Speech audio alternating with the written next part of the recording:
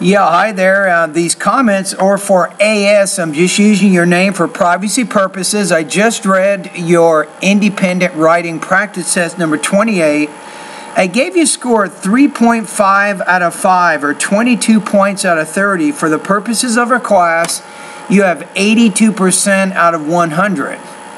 So let's take a look at the essay just briefly. So first of all, you actually have a good, strong organization. You have appropriate supporting details for your ideas. So I think overall you did a pretty good job on that. I put you in the 3 range because of problems with sentence formation and word choice. And it sometimes makes your meaning unclear. That's the only reason. So you have good development, good organization, but you have to improve your sentence structure and your word choice. So what am I talking about? Let's take a look at each of your paragraphs for just a minute.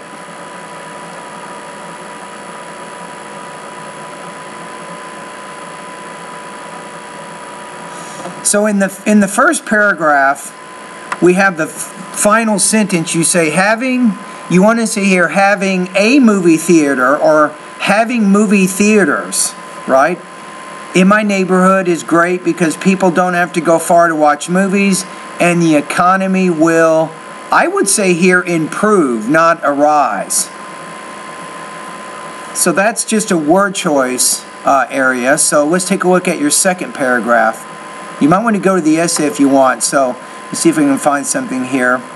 Okay, in this one, we go to the second to the last line. You say, therefore, for many people, it doesn't worth, I would say here, for many people, it isn't worth using transportation to watch movies and go back home.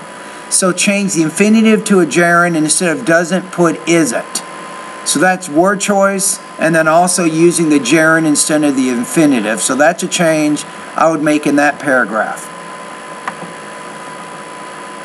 Let's go to the next paragraph. This one is the second line.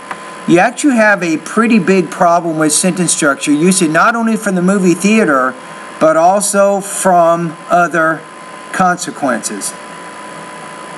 So what you have to do here is to simply take this sentence and combine it with the previous sentence so you don't have a fragment. So you'll say, so the economy of the neighborhood will increase, no period, not only from the movie theater, but also from other consequences.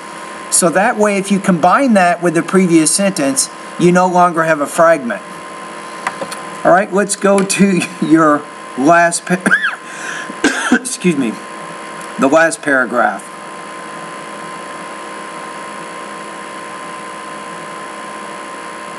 Okay, let me see.